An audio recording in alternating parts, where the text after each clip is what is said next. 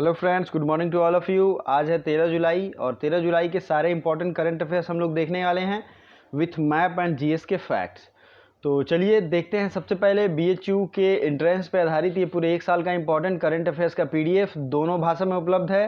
Price मैंने corona को देखते हुए मात्र 65 रुपीज़ रखी है और अगर अभी एक महीने की करंट अफेयर्स परचेज करते हो तो उसकी ही प्राइस होगी लगभग 50-60 रुपये। बट ये पूरे ईयर का करंट अफेयर्स है। इसमें सितंबर से लेके जून मंथ तक करंट अफेयर्स अवेलेबल है 65 रुपीज़ में। ठीक है, तो आप मुझे डायरेक्टली पेमेंट करने के लिए फेसबुक पे कांटेक्ट कर सकते हो और अगर आपको लिंक के थ्रू पेमेंट करना है तो लिंक भी डिस्क्रिप्शन में दे दिया गया है। तो दोनों चीज़ें ध्यान में रखें। और सबसे पहले पहला क्वेश्चन है विश्व जनसंख्या दिवस। विश्व जनसंख्या दिवस या world population day observed on, ये कब मनाया गया? तो ये मनाया गया 11 जुलाई को। 11 जुलाई, आपको बहुत लोगों को ये पता भी होगा और काफ़ी सारे इंप्रूवमेंट भी मैं धीरे धीरे कर रहा हूँ ताकि जो है और ये अट्रैक्टिव हो। तो जितने भी इंपॉर्टेंट डेज हैं उनका मैंने लिस्ट यहाँ पे रख दिया है। जुलाई इंपॉर्टेंट डेज तो आप यहाँ देख सकते हैं। 1 जुलाई को है doctors day, doctor Bidhan Chandra रे जो कि वेस्ट बंगाल के चीफ मिनिस्टर भी थे और ये इन्हीं के सम्मान में ये डॉक्टर दिवस मनाया जाता है। नेक्स्ट है राष्ट्रीय डाक कर्मचारी दिवस भी मनाया जाता है 1 जुलाई को। ठीक है, अगला है चार्टर अकाउंटेंट डे भी मनाया जाता है 1 जुलाई को। ये मैंने आपको बताया है। नेक्स्ट है, आप यहाँ देखोगे 2 जुलाई के वर्ल्ड यूएफओ डे। 2 जुलाई में क्या क्या है? World UFO day, unidentified flying object. 2 जुलाई को है नेशनल एनीसेट डे, ये भी है 2 जुलाई को। 3 जुलाई को है राष्ट्रीय फ्राइड क्लैम दिवस। ठीक है, 25 जुलाई को आप देखिए, मैं ज़्यादा एक दिन रख दूंगा, आप लोग कंफ्यूज होकर परेशान हो जाओगे, इसलिए मैंने लिमिटेड ही रखे हैं जो इंपॉर्टेंट हैं। 25 जुलाई को है नेशनल रिफ्रेशमेंट डे। ठीक है, रिफ्रेशमेंट डे। 26 जुलाई को है कारगिल विजय दिवस। क्या है? कारगिल विजय दिवस। 26 जुलाई को एक और है, उसमें अंतिम शुक्रवार की बात करें तो सिस्टम एडमिनिस्ट्रेशन अप्रिसिएशन डे। 28 जुलाई को राष्ट्रीय अभिभावक मतलब पेरेंट्स डे। ये कब है? 28 जुलाई को। फोर्थ संडे जब भी होगा तो लगभग ये इस बार के 28 जुलाई को होना चाहिए। और विश्व प्रकृति संरक्षण मतलब नेचर कंजर्वेशन डे भी है 28 जुलाई को। 28 जुलाई को वर्ल्ड हेपेटाइटिस डे भी है। तो ये सारी चीज़ें चूँकि हैं, अवेलेबल हैं और ये पूछे जाते हैं एग्जाम में, तो मेरा ये हमेशा कोशिश करता हूँ कि करंट अफेयर्स के साथ जो एक्स्ट्रा इंपॉर्टेंट जीएस के फैक्ट्स हैं उसको रिवीजन कराते चलें। 29 जुलाई को है अंतर्राष्ट्रीय बाघ दिवस या international tiger day. Next question है, किस राज्य ने दूध और उसके उत्पादों के शुद्धता के लिए अभियान चलाया है? Which state has launched campaign for milk and milk products purity. दोनों भाषाओं में करंट अफेयर्स है, तो आपको तैयार रहना है और जितने भी इंपॉर्टेंट अलग से चीज़ बताएं प्लीज़ नोटबुक निकाल लीजिए और रिवीजन करिए। तो Rajasthan is the right answer. Rajasthan ने दूध और मिल्क प्रोडक्ट के लिए एक तरीके से अभियान लॉन्च किया है और राजस्थान के बारे में आपको पता ही है। राजस्थान के सीएम और गवर्नर आप मुझे कमेंट करके बताओगे। आज का सवाल यही है। राजस्थान की राजधानी है जयपुर और जयपुर को हाल ही में अभी पिंक सिटी जिसको जयपुर कहते हैं, इसे वर्ल्ड हेरिटेज साइट में इंक्लूड किया गया है। तो ये मोस्ट इंपॉर्टेंटली करंट अफेयर्स का क्वेश्चन है, आपको याद रखना है। नेक्स्ट जो क्वेश्चन है वो क्या है? यहाँ पे कितने नेशनल पार्क्स हैं? नेशनल पार्क्स याद करने का सबसे बेहतरीन तरीका है, रोज सुनिए, नोट करिए अगर नहीं याद है तो। सबसे पहला है सरिस्का, दूसरा है रणथंभौर, तीसरा है मुकुंदरा हिल्स जिसे दर्राह भी कहते हैं, चौथा है डेजर्ट नेशनल पार्क और पांचवा है केवलादेव घाना। इतने नेशनल पार्क यहाँ पे हैं। कुछ लेक्स हैं जो कि पूछा जाता है राजस्थान में, जैसे पुष्कर लेक, सांभर लेक आप जानते होंगे, ये है राजस्थान में। पुष्कर लेक कहाँ है? ये भी है राजस्थान में। अरावली पर्वत श्रेणियाँ, ये कहाँ है? अरावली की पर्वत श्रेणी ये है राजस्थान में। ठीक है, अगला जो है टॉपिक वो ये है कि राजस्थान की जो ये अरावली पर्वत श्रेणी है एक तरीके से बहुत पुरानी पर्वत श्रेणी का उदाहरण है, very old mountain series. Next है ग्रेट इंडियन डेजर्ट। इसे ही कहते हैं, जो कि राजस्थान में है। उसके आगे का फैक्ट आपको याद रखना है, इंदिरा गांधी कनाल, ठीक है, यह है राजस्थान में। और मैंने यहाँ मैप आज का डाला है फिजिकल मैप। अब इस फिजिकल मैप से फ़ायदा क्या होता है, फिजिकल मैप से आपको इंडिया का सारा मेन चीज़, मेन पर्वत सब कुछ याद होगा। जैसे कि आपने ये सुना होगा कि भारत की सबसे ऊंची चोटी है K2, तो K2 है यहाँ काराकोरम रेंज में, ये है Jammu and Kashmir POK region में। उसके बाद आता है Zanskar range, Ladakh range, great Himalaya, ये सब है जम्मू कश्मीर में। अब नेक्स्ट है सिंधु नदी के बारे में आपने सुना होगा, तो यहाँ पे सतलज, रावी, व्यास, झेलम, चेनाब, ये सब इसकी सहायक नदियाँ हैं।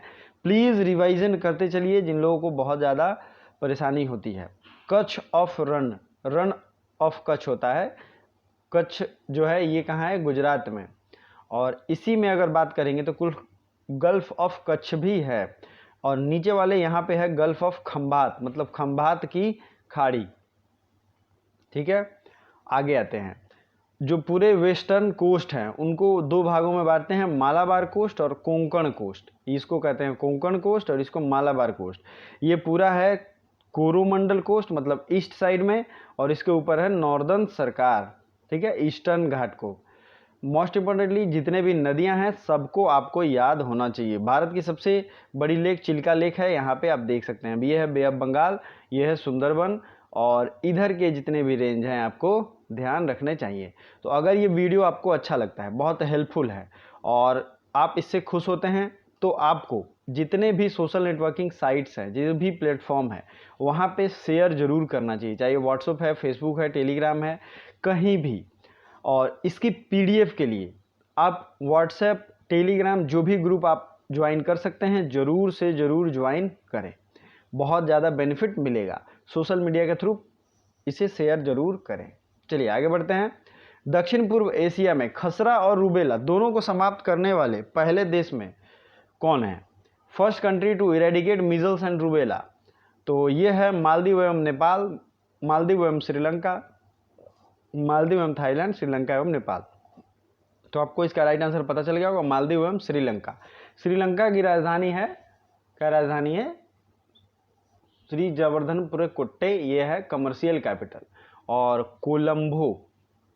कोलंबो है, sorry, commercial capital, administrative capital है जवर्धनपुरम कोट्टे।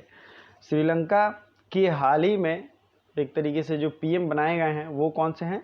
महिंदा राजपक्षे, ठीक है। और श्रीलंका भारत से किस तरीके से अलग होता है?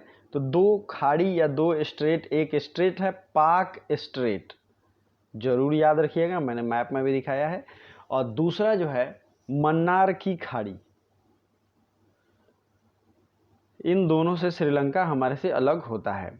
अगला फैक्ट है नेपाल, नेपाल की राजधानी है काठमांडू और रुपया यहाँ की करेंसी है। आप देखिए मैप, ये है मैप और ये है इंडिया, और उसके नीचे था ये श्रीलंका की राजधानी कोलंबो। तो अब आप समझ गए हैं मालदीव कहाँ है, तो मालदीव यहाँ पे है। मालदीव की राजधानी है माले और रुपया यहाँ की करेंसी है।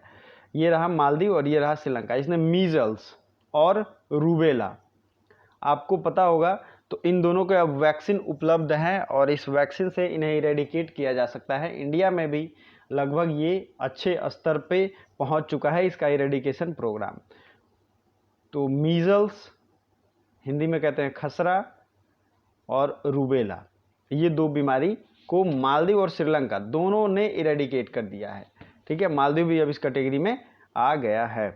बाकी छोटे छोटे जितने भी देश हैं उनका आपको राजधानी जरूर याद होना चाहिए, जैसे आपने अभी देखा। फिर आता है मालदीव की राजधानी है माले, फिर नेक्स्ट आता है इंडोनेशिया की राजधानी बदल गई है और इसका नाम है ईस्ट कालीमंतन। कुछ इंटरनेशनल ऑर्गेनाइजेशन है जैसे बिम्स्टेक, बिम्स्टेक का हेडक्वार्टर है ढाका, बांग्लादेश की राजधानी ढाका में। और इस बिम्स्टेक के बाद कई सारे और भी इंपॉर्टेंट ऑर्गेनाइजेशन हैं, जैसे कि सार्क का है काठमांडू, ठीक है, नेपाल की राजधानी। और आसियान का है जकार्ता, आसियान का हेडक्वार्टर कहाँ है? जकार्ता में। तो इतने चीज़ें आपको याद रखते हैं तो आपका बहुत ज़्यादा मार्क्स आने की संभावना रहेंगे। किस राज्य सरकार ने दस्तावेजों को स्कैन करने के लिए सेल्फ स्कैन ऐप लॉन्च किया है? तो ये राज्य है पश्चिम बंगाल। पश्चिम बंगाल ने दस्तावेजों को स्कैन करने के लिए कौन सा सेल्फ स्कैन ऐप लॉन्च किया है पश्चिम बंगाल। यहाँ के सीएम ममता बनर्जी और जगदीप धनखड़ यहाँ के गवर्नर हैं। अब आपको वेस्ट बंगाल के सबसे इम्पोर्टेंट करंट अफेयर्स में आपको ये याद रखना है कि सुंदरबन में हाल ही में टाइगर्स की संख्या जो है बढ़ी है, ठीक है, वो 88 से 96 हो गई है। और सुंदरबन के कुछ नेशनल पार्क्स जैसे कि सुंदरबन नेशनल पार्क तो है ही, और गोरुमारा आप नोट कर सकते हैं, गोरुमारा, बुक्सा, न्योरा, सिंगालीला, जल्दापाड़ा, ये सब नेशनल पार्क्स है कहाँ के, वेस्ट बंगाल के। और आप अगर वेस्ट बंगाल का मैप देखेंगे तो इसके पड़ोसी राज्य हो जाएंगे सिक्किम। आपको मैं दिखा देता हूँ, ये फिजिकल मैप ही है लेकिन आपको यहाँ से क्लैरिटी ज़्यादा होगी। ये है सिक्किम, छोटा सा सिक्किम में खांगजेंग जोंग नेशनल पार्क है और कंचनजंगा नेशनल पार्क भी यहाँ पे स्थित है। और पश्चिम बंगाल के बगल में बिहार भी है जिसमें एक नेशनल पार्क है वाल्मीकि नगर, और ये नेशनल पार्क भी है, टाइगर रिजर्व भी है। उत्तर प्रदेश तो बिहार के बगल में है, तो झारखंड और उड़ीसा, इन सब स्टेट को भी आप याद रख सकते हैं। उड़ीसा में महानदी बहती है जिसमें लगभग 500 साल से भी पुराना एक टेम्पल मिला था अभी कुछ दिन पहले, सबमर्ज्ड टेम्पल था वो। तो उड़ीसा के 2 नेशनल पार्क कौन कौन से हैं, तो ये हैं सिमलीपाल और भीतरकनिका, ये दोनों आपको याद रखने हैं, सिमलीपाल, भीतरकनिका। नेक्स्ट, वैसे स्टेट या वैसे टेरिटरी जहाँ पे सिर्फ एक नेशनल पार्क है उनका नाम देखते हैं। तो गोवा में महावीर, भगवान महावीर हरिना वनस्थली, ये एकलौता नेशनल पार्क है। और यहाँ पे दूसरा है Salim Ali bank bird sanctuary. तो आप कंफ्यूज नहीं होंगे, सलीम अली नेशनल पार्क है कहाँ पे, जम्मू एंड कश्मीर में, लेकिन सलीम अली बर्ड सेंचुरी है गोवा में। नेक्स्ट है बेतला नेशनल पार्क, बेतला है झारखंड में, कहाँ है, झारखंड में। अगला है केबुल लामजाओ नेशनल पार्क, तो ये है मणिपुर में, ठीक है। नेक्स्ट है बेतला झारखंड। इंटांकी नागालैंड में एक नेशनल पार्क है जो कि इकलौता है, प्लीज़ नोट आउट कर लीजिए। ये सारे स्टेट जिनमें एक एक नेशनल पार्क हैं उनके बारे में मैं बता रहा हूँ, ये सिंगल है। नागालैंड में इंटांकी नेशनल पार्क। नेक्स्ट है खांगजेंगजोंग, मैंने बताया सिक्किम में है। और यूपी में इसी तरीके से दुधवा नेशनल पार्क है। उत्तराखंड की बात करें तो यहाँ पे है कौन सा नेशनल पार्क, इस नेशनल पार्क का नाम है कॉर्बेट नेशनल पार्क है, जिम कॉर्बेट, ठीक है। तो ये दोनों इंपॉर्टेंट चीज़ें आपको याद रखनी चाहिए, साथ ही साथ वीडियो को शेयर ज़रूर करें। और अगर आपने वीडियो को अभी तक लाइक नहीं किया है तो लाइक बटन ज़रूर दबाएं। तो नेक्स्ट अगला क्वेश्चन बहुत इंपॉर्टेंट है और बहुत एक तरीके से अच्छा भी है। शोले में सुरमा भोपाली का किरदार निभाने वाले किस कॉमेडियन का भी हाल ही में निधन हो गया है। तो ऐसे क्वेश्चन बहुत पूछे जाते हैं, इंटरव्यू में भी पूछ लिए जाएंगे और डायरेक्टली भी क्वेश्चन एग्जाम में ऐसे आए हुए हैं, क्योंकि ये बहुत इंपॉर्टेंट मूवी भी थी और इसके सारे किरदार बहुत ज़्यादा फेमस हैं। तो सुरमा भोपाली का रोल किया था जगदीप ने, और इन्हीं का अभी हाल ही में देहांत हो गया है, जगदीप, ठीक है। चलिए आगे बढ़ते हैं। किस देश ने 6 जुलाई 2021 से विश्व स्वास्थ्य संगठन से आधिकारिक तौर पर अलग होने की घोषणा की है। तो ये जो है देश है अमेरिका। तो अमेरिका ने अब ऑफिशियली अपने आप को सेपरेट कर लिया है WHO से। WHO की स्थापना हुई थी 7 अप्रैल 1948 को, और WHO ने ईयर 2020 को, 2020 जो वर्ष है, इसको international year of nurses and midwives के रूप में मनाने का घोषणा किया है। इसीलिए WHO या वर्ल्ड हेल्थ ऑर्गेनाइजेशन की स्थापना दिवस जो 7 अप्रैल है उस पर विश्व स्वास्थ्य दिवस मनाते हैं। तो आपको ये ध्यान रहना चाहिए। WHO के अभी हेड कौन है, टेड्रोस एधानोम। आपको इसलिए याद होना चाहिए क्योंकि ये काफ़ी न्यूज़ में चल रहा है। WHO का हेडक्वार्टर कहाँ है, तो WHO का हेडक्वार्टर आपको आज की क्वेश्चन की कमेंट में करने हैं, WHO का हेडक्वार्टर, ठीक है। चलिए, तो अमेरिका नहीं से अलग हो गया। अमेरिका की राजधानी है वाशिंगटन DC। DC का फुल फॉर्म होता है डिस्ट्रिक्ट ऑफ कोलंबिया, और इसकी करेंसी है डॉलर। नेक्स्ट जो है फैक्ट वो याद रखना है कि वाशिंगटन DC में 2 इंपॉर्टेंट बैंक, IMF और वर्ल्ड बैंक, दोनों का हेडक्वार्टर है। और ये इम्पोर्टेंट क्वेश्चन के रूप में पूछा गया है। केंद्र सरकार ने कितने करोड़ रुपए के कृषि अवसंरचना कोष की स्थापना को मंजूरी दे दी है? सेंट्रल गवर्नमेंट ने एग्रीकल्चरल इंफ्रास्ट्रक्चर फंड एक लॉन्च किया है जिसमें 1 लाख करोड़ की आवंटन किए गए हैं। 1 लाख करोड़, आपको ये अमाउंट याद होना चाहिए क्योंकि सेंट्रल गवर्नमेंट के रूप से ये दिया गया है। तो वीडियो को लाइक ज़रूर कर दें और साथ ही साथ जितने भी सोशल नेटवर्किंग साइट हैं, प्लेटफॉर्म हैं, उस पर आप इसे शेयर जरूर करें। इस लिंक को जितने स्टडी ग्रुप्स हैं आपके व्हाट्सएप में, सब में इसे शेयर करें। अगला है, भारत में किस कंपनी के साथ व्यापक टेस्टिंग के लिए कॉम्पैक्ट एसएल नामक सिस्टम लॉन्च किया है? ये व्यापक टेस्टिंग आप समझ रहे हैं किसके लिए हो रहा है, किस बीमारी के लिए? तो ये है माई लाइफ डिस्कवरी सॉल्यूशन। तो ये है माई लाइफ डिस्कवरी सॉल्यूशन के साथ टेस्टिंग कॉम्पैक्ट लॉन्च किया गया है। भारत हाल ही में किस तितली को 88 साल बाद भारत की सबसे बड़ी तितली घोषित किया गया है? बहुत इंपॉर्टेंट चीज़ है और इसको आपको याद रखना चाहिए। क्वेश्चन ऐसे आते हैं और आगे भी आते रहेंगे। तो ये तितली है गोल्डन बर्ड विंग। क्या नाम है इसका? Golden bird wing. इस तितली को भारत की सबसे बड़ी तितली के रूप में घोषित किया गया है। भारत की सबसे बड़ी तितली मतलब 88 ईयर्स बाद फिर से ये चेंज हुआ है, पहले कुछ और था। Golden bird wing. अगला है, जोन्स लैंग लासेल द्वारा जारी वैश्विक रियल एस्टेट पारदर्शिता सूचकांक, ग्लोबल रियल एस्टेट, ठीक है, पारदर्शिता मतलब ट्रांसपेरेंसी इंडेक्स में भारत कौन से रैंक पे है? तो रियल एस्टेट के ट्रांसपेरेंसी इंडेक्स में भारत जो है वो 34 रैंक पे है। और कई सारे इंडेक्स हैं जिनके बारे में बहुत सवाल पूछे गए हैं, जैसे डेमोक्रेसी इंडेक्स, इसमें नॉर्वे ने टॉप किया था।